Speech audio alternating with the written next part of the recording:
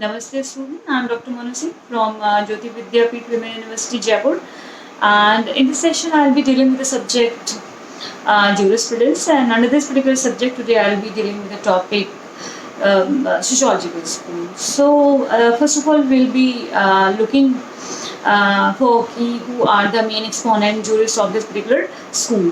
So the main exponent or main jurists of this school are Montesquieu, Eugen Ahlich, Dean Roscoe Pound, and Leon Dewey. These are the main jurists and we can say exponent or propounder of this school. And now we will see what is the main characteristic of the sociological school. So the main characteristic of the sociological school is to study the effect of law and social strata on another and how to each their degree of impact affect the other. So sociological school is based on that particular ideology. They examine the study of law and within the society, and they examine the study of law and they examine the effect of law within the society. So therefore it is safe to consider sociological jurisprudence to be a practice that helps resolve a social problem immediately.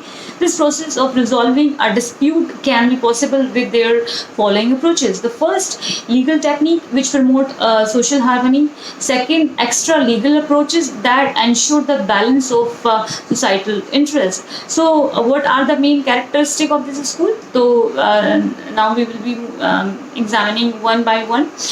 The first point is the sociological jurists have greater concern when it comes to the functioning and working of the law rather than in nature of the law.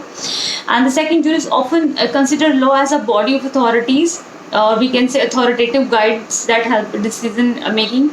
They are rarely seen as abstract content and authoritative directions. Next, it considered law as a social and legal institution, can be created and modified consciously.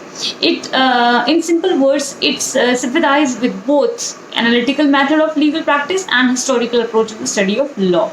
Sociological jurists focus strongly on social purposes, goals, expectations rather than the sanction and coercive nature of law. Finally, sociological jurists look at a legal doctrine and institution before considering the most suitable method or means of satisfying the greater goods. Reason for emerging the sociological school: laissez-faire is the most important reason for the creation of the sociological school of jurisprudence. It refers to the policy of minimum governmental interference when it comes to dealing with the economy, the society of or individual. It's due to increasing importance of practice of laissez-faire that the law rose in exercise. However, due to the development and growth laissez-faire, there seems to be a greater relevance focus on the individual growth. Therefore, the sociological school of jurisprudence emphasizes on individual betterment rather than state interest, general interest, welfare of the state. So, in other words, the school of law came out of an outcome result reaction of a laissez-faire, and this law is held to in this particular aspect ensure strike a balance between the individual interest and the general interest. So I hope definitely this small short video would be helpful for you. And second part of this particular school I'll be discussing in my second video, and on this video I'll be focusing on the Dugit philosophy. The Dugit philosophy was based on social solidarity, and I'll be discussing in my another video what is all about the social solidarity and all. Thank you.